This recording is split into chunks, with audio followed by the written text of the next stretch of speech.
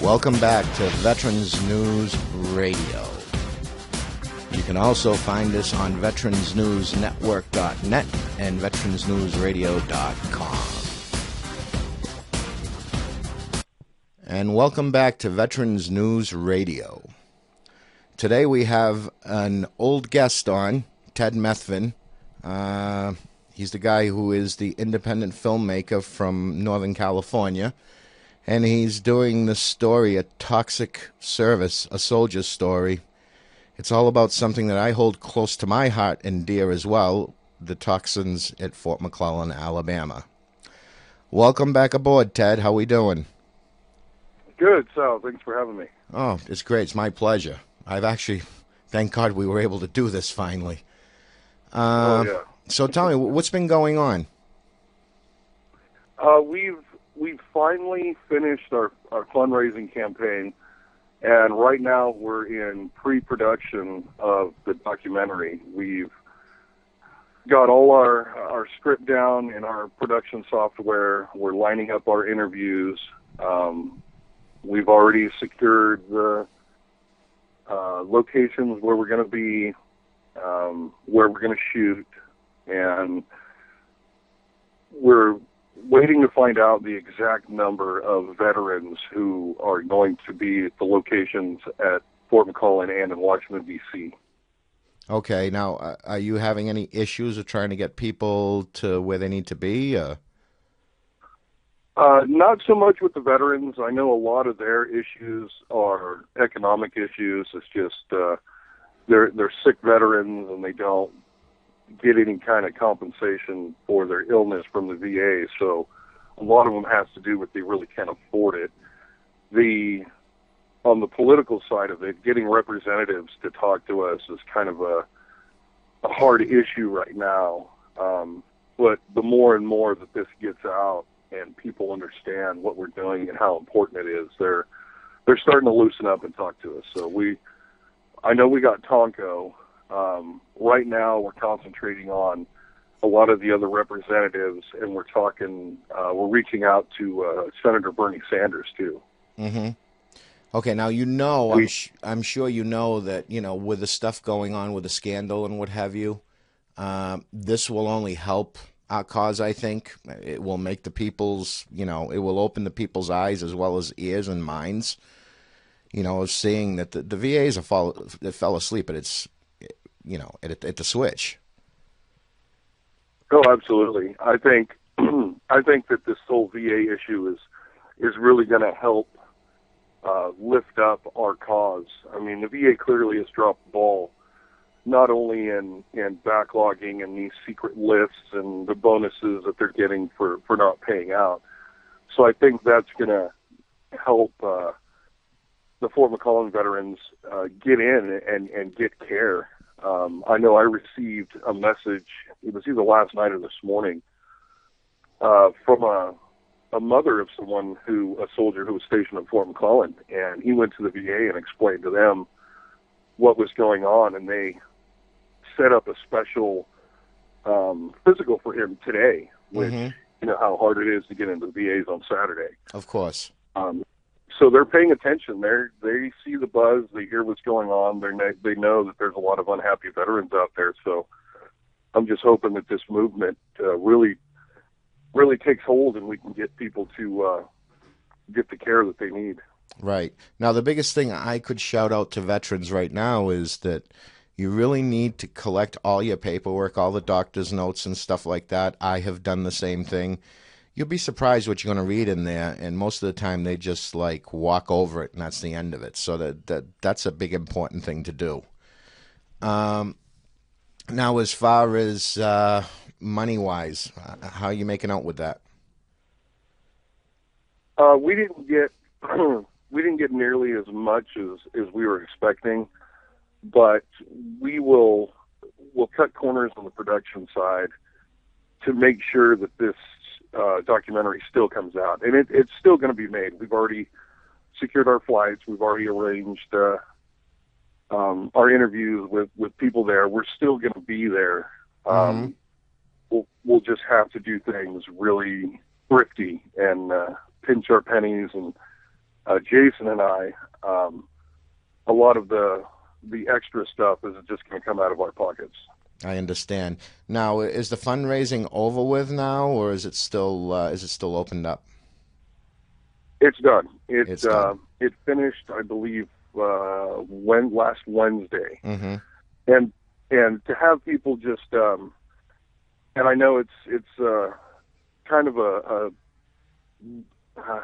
bad thing to say, but as of now, we really can't take any kind of funding unless we draw up a contract through a paralegal, because if we accept funds now without any kind of contract, whoever donates those funds has legal rights to any kind of back-end profits off of the film. And we don't want to put anybody in that position. We don't want to put our film company in that position. Understandable. That's very understandable.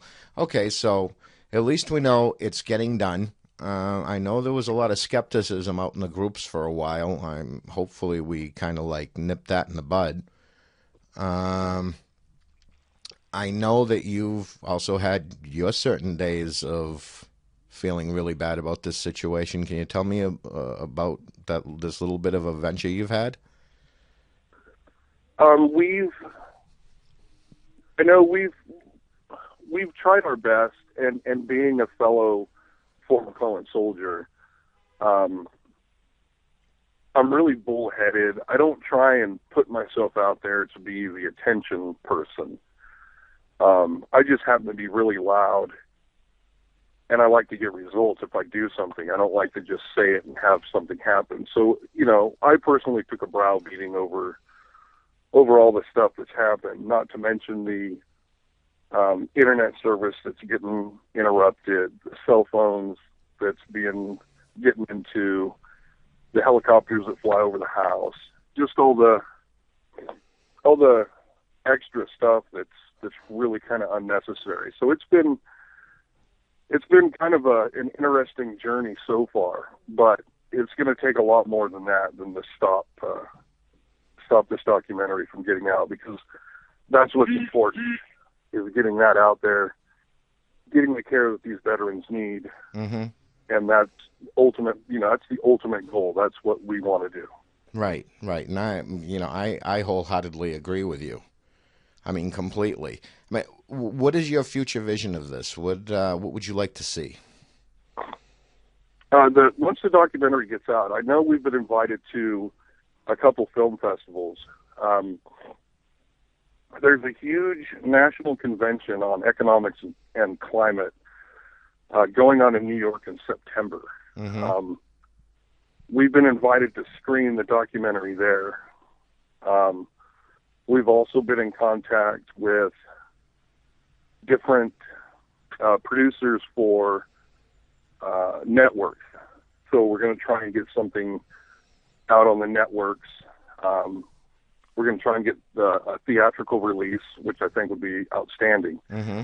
Just as much buzz, notoriety,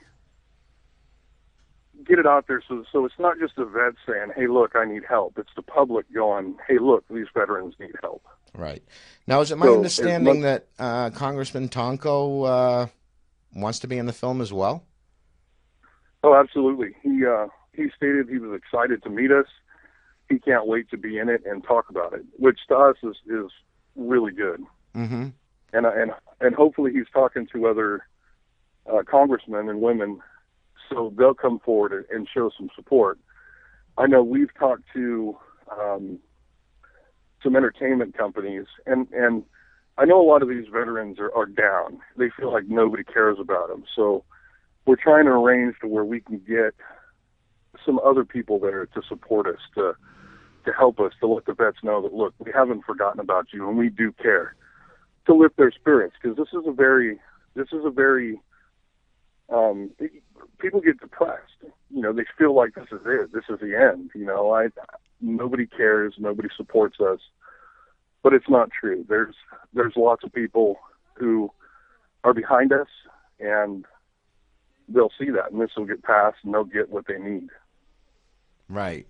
Right. Now, I myself have been in that boat quite a few times of saying, what's the use? What's the sense? They're not going to do anything about this at all. But, as time has gone by, we've actually gotten more co-sponsors for this bill, for H.R. 411, for anyone out there that doesn't know what it is. People can look it up and they can look into it. I don't know what the exact number is yet of co-sponsors, but I do know that a few already have come on board with this. Right. I believe we're up to it's either 56 or 57 now. Right. Now, in the beginning, in February, there were only like 8. We've come a long way, and we need to keep on going. And, I will reiterate to everyone out there that's listening that, get in touch with your congressman and let them know what's going on. Another thing that I think people... Yeah, go ahead. And not just with H.R. 411. There's senators and congressmen that have heard about this movement. So there's more than just H.R. 411 that's going on right now. There's some Senate bills that are getting written up for not just for Fort McClellan, but for every base that's considered toxic. Right. And included in that bill is dependents and government workers that worked on the base, so it encompasses everybody. Any idea of what number that has? Off the top of my head, I don't know. I think it's Senate Bill 1602, but I don't know if it's going to change if they start amending and rewriting and stuff like that. Right. Well, we'll have to look into that and do another story on this one as well. Ted, as well as I know, I've been with you right from the beginning with this stuff, and like I did mention earlier, we did have quite a bit of ridicule, which was painstakingly terrible, but fortunately, I think we were able to vet out of the ones that, were talking bad, because it's unfortunate when you end up having that type of problem, where you're trying to help people, and then they turn around and they say stuff, and it's like, well, where's this money going to? Who is this guy? And going on and on from there. To me, that was something that, just wasn't fair. I didn't take it at first. I took it personal, but then once I got to thinking about it, it's human nature. A lot of these people are hurt. They're sick. They haven't had any help before. They've been ripped off. They've had their hopes dashed. And it's just something that the wide range of emotions that people go through. And assuring people isn't enough nowadays. You have to show them action, and they have to see what's going on. And they can still, and as recently as a couple days ago, we've still been questioned about our motives and why we're doing this, and which is okay, because once this film comes out, they'll understand. Right. They'll understand that there's people out there who do care, who want to see this happen, and it's not for notoriety, it's not for monetary gain, it's because it's the right thing to do. Certainly. And there's still people out on this planet who do things because it's the right thing to do. Mm-hmm. That's right. And fortunately, you're one of them. I believe I'm one of them, and we have quite a few other people as well. You got Mike Wilson, too. There's quite a few people who are out there that we need to help each other, basically. As a former MP, yourself as I am, too, our motto was of the troops, for the troops. That doesn't mean just because when we were in, we were supposed to do that. That's a lifetime commitment. Oh, absolutely. It's a brotherhood and a sisterhood that lasts a lifetime. It's something that once you ETS out of the Army, it's done with. It's something, we were part of the largest gang on the planet. And that's something that we can always look back on and say, hey, I was a part of this. I was a part of something bigger than myself.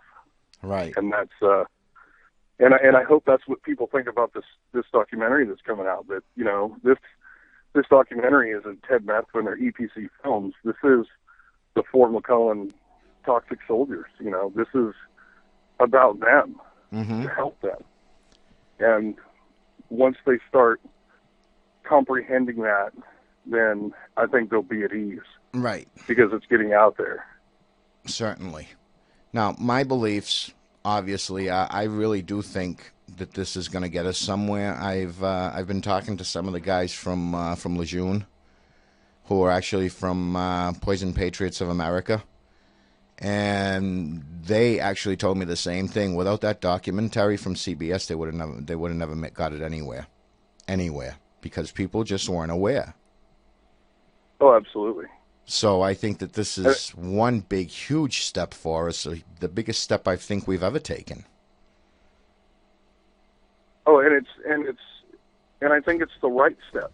And honestly, I think it's something that can get out there on a global level. It's not just writing a letter and then getting a form letter back or calling and talking to a staffer. It's something that is put into the people that make decisions, the people at the VA, the congressmen, the senators. It's something that's put in front of them that they can't turn their head. They Right. have to address it. They have to deal with it. And the evidence is overwhelming. I mean, there's no way that they can say that there was no conditions at Fort McClellan that were toxic.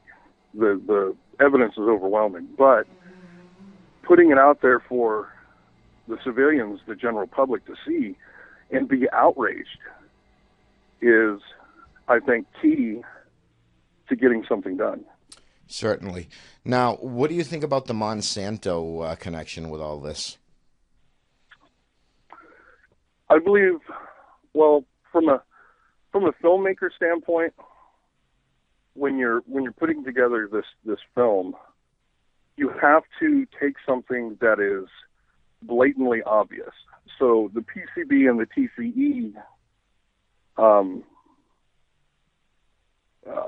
condition Mm-hmm. is something that they can sit there and they can look at and they go, yeah, that's obvious. That's something. And then when you start breaking it down and getting into the other toxins that are on the base, it makes it more believable because you've shown proof. Right. If you just go to someone and say, hey, there was nerve gas, Agent Orange, there was radiation, mustard gas, that's too much for somebody to take in all at once. So Certainly.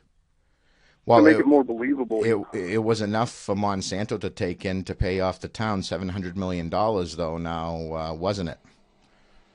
Oh, absolutely. And they know that it would have been much more. And Mm-hmm. it wasn't a judgment, it was a settlement. Right. They just wanted to shut everybody up. Absolutely. And, not to mention a couple weeks ago, the Department of the Army giving the city of Aniston another $56 million to continue cleaning up Fort McClellan. Mm-hmm. Now, that to me just screams, hey, I'm guilty. Right. Well, I do have documents from the BRAC, for anyone who doesn't know what that is, the Base Relocation and Closure Committee, where a Miss Schneider actually turned around and talked about that a good portion of Fort McClellan needed to be closed down and fenced in.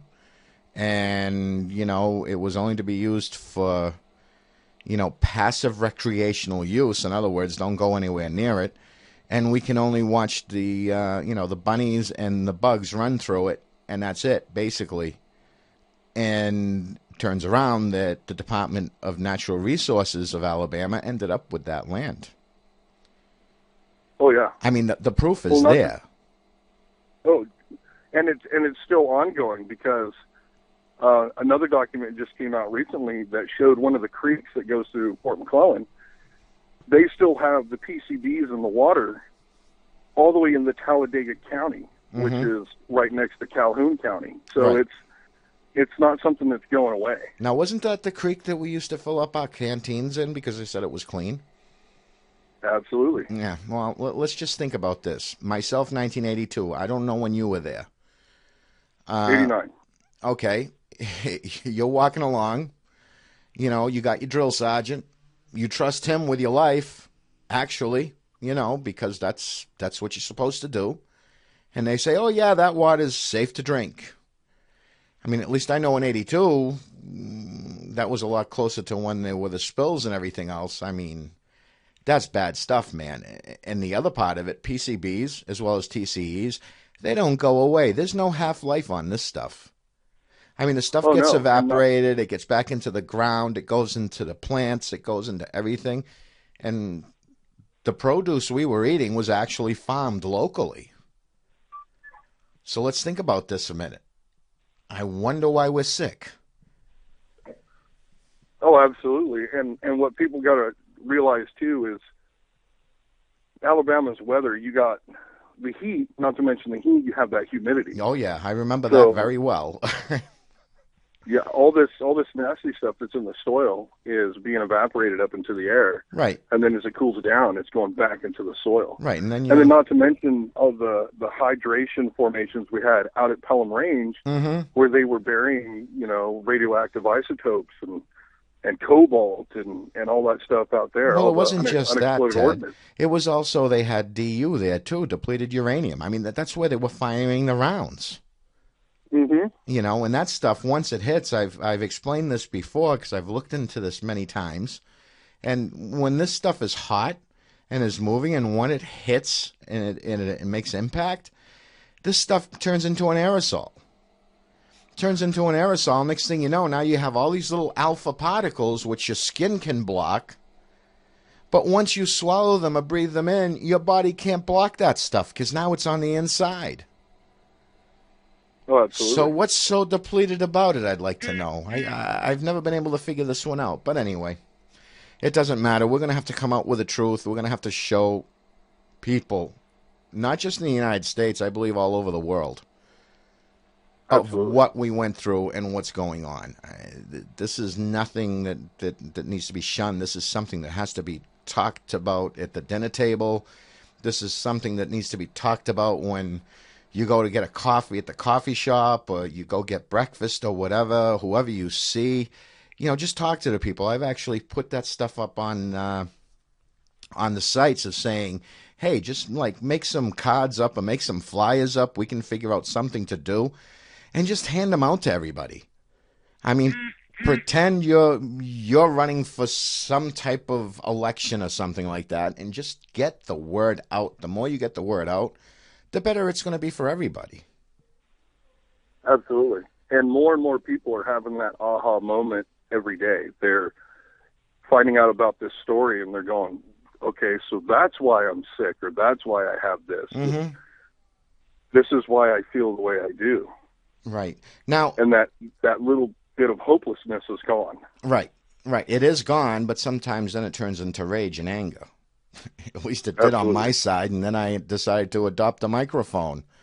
Who, me? Who would have thought a million years I'd be doing something like this? But anyway, the Lord works in mysterious ways. That's all I can say about that one. Are you doing anything about the, the offspring, the biological offspring of the veterans on the movie?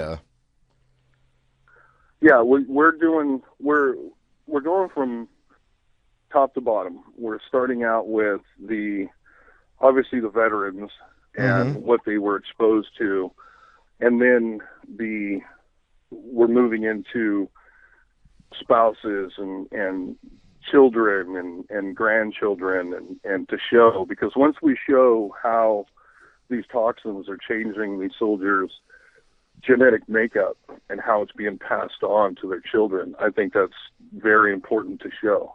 Certainly. And to be honest with you, when you start talking about innocent children being involved, then it becomes an outrage to the public, which is what we need. It does. It really, really does. My thoughts, yes, that stuff needs to get out. I mean, I have my own stories. I have my own, my children too who are having issues as well. Unfortunately, my oldest actually took it the worst of them all.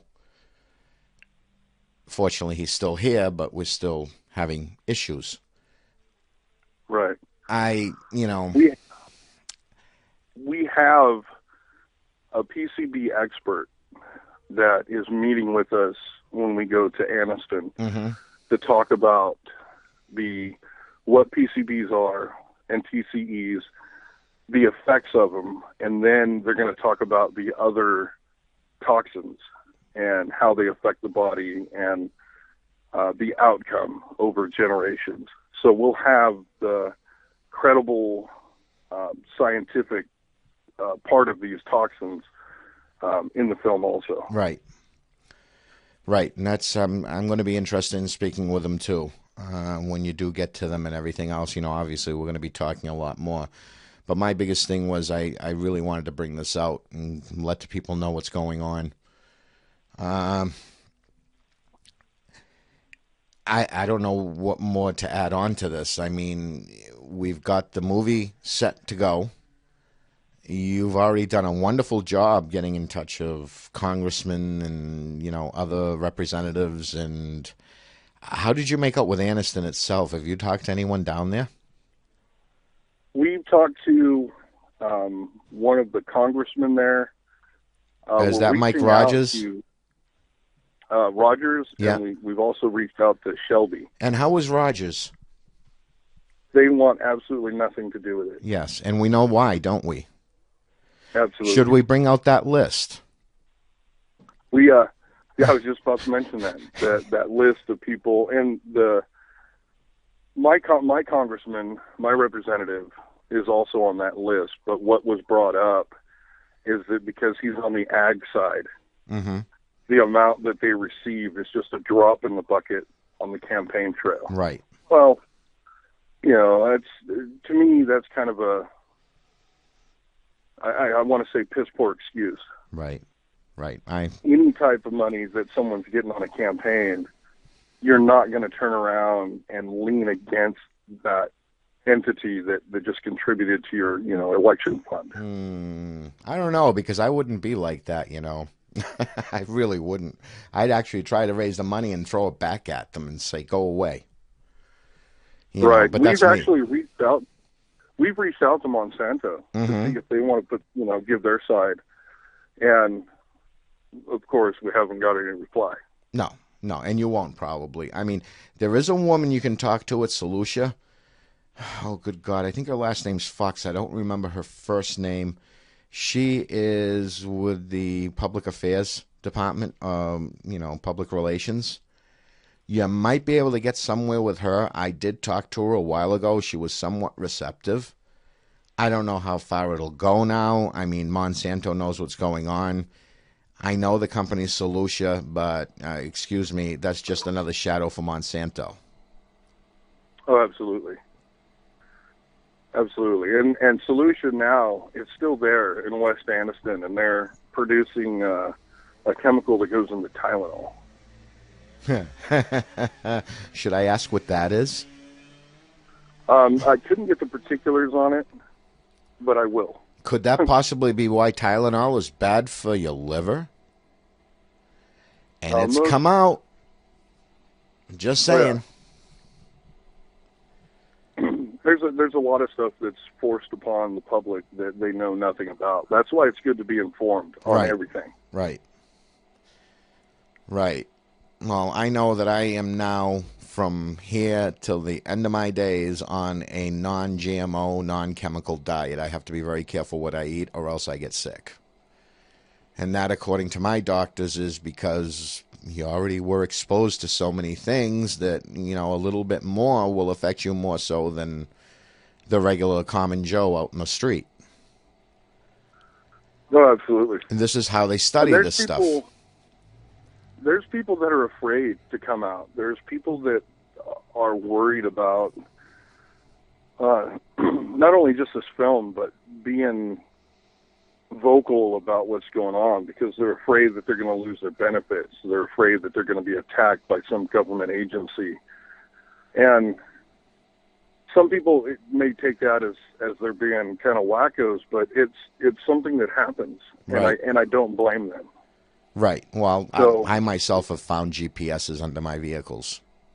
But, I just laughed. I'd go to a truck stop, find a truck that's going cross-country, and put it on his trailer and drive away laughing. And I've done that. It's happened. I remember once somebody was so sloppy, I saw a handprint on the bottom part of my van, and it looked like a female hand, and I'm just like, what the heck is this? You know, and of course I go look underneath, and there it was.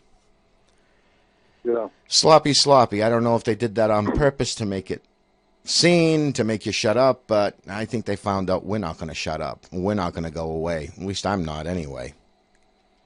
Oh, absolutely not. They got to realize that the people that they're messing with are soldiers. You know, we're hard chargers. We adapt and we overcome. Well, we weren't just soldiers, my friend. We were also MPs. A lot of people don't understand the difference of training between regular soldiers and MPs. Right. We're a total different animal as far as I'm concerned. I mean, absolutely. We were the snoopers. We were the ones that would always look into stuff. We were taught to look into stuff, you know, whether it be psychologically or even physically. Absolutely. The whole attention to detail, trained observers, mm-hmm. And move on. You know, it's something that I won't stop. No. I know personally this is something that I take personal, and I won't quit until something is done and all these toxic soldiers get the health care that they need. Right. Well, just remember one thing. When we are getting threatened, it means that we're getting somewhere. Oh, absolutely. Threats don't bother me. Right. We've been warned. We've had a retired major from the Pentagon call us and tell us that we need to be very careful about what we're doing. Mm-hmm. And we asked him, are we in danger? Is something going to happen? And all he would say was, you need to be very careful about what you're doing. Mm-hmm. Well, that's a normalcy. That's something that they do. I've actually had someone call me from the Pentagon, from the, what the hell's the name of the office? It's the classified office, you know, the classified document office. Also telling me, hey, you know, you're doing a good job, but just be careful. And it's like, really? Right. Boy, oh boy, gee, thanks, buddy. I guess I got to the right place, you know, and that's how Absolutely. I see it. But anyway, to our children, to our families, to our brothers and sisters, we're going to cut it short here now, Ted, and we will be back on again, I'm sure, before we go with the movie. Now, when do you think the startup date's going to be? We're looking at mid-September. Oh, good. Once we have... and I'll tell you why in a second. Once we have all our footage from Aniston and D.C., mm-hmm. I'm still working on all the stock footage and all the stock music and getting all the documents prepared prior to us filming. So once we get that filming done, I come back and I edit it together. Right. And we run over the drafts. And then once we were satisfied with the finished product, we actually have a well-known voiceover guy who's going to do the narration for us. Fantastic. That's great. I can't wait to get back for all this. Oh, it's going to be fantastic. It's going to be a quality documentary that I think everybody who's contributed and hoped for is going to be proud of. Fantastic. All right, Ted. Well, I wish you the best of luck with everything. You know how to get in touch with me, and I can do the same thing too. I appreciate this interview. Thanks for having me, Sal. No, it's my honor. Trust me. It took a while, though. They kept on giving us a hard time with our computer systems, but we got around it. Oh, they sure did. You remember that first one we tried to interview? Wow. Oh, yeah. Anyway, okay. Ted, I will talk to you soon. All right, thank you, Sal. And have yourself a good one. Okay, and say hello to everyone for me, will you? Will do. All Take right. care, Sal. Thanks. All right, this is High Speed Sal. We just talked to Ted Methvin. He's a very, very upstanding person. I'm very, very glad I met him, and it gives me a feeling of relief that things are actually starting to move our way.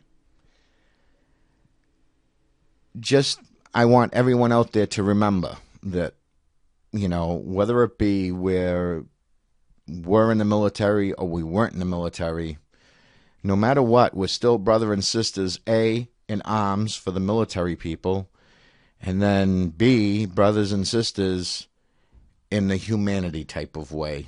And we all need to be humane. This is the most important thing that we have left, is our dignity and our courtesy and our respect. So please, let's not forget about that. Thank you very much. This is High Speed Sal, signing off.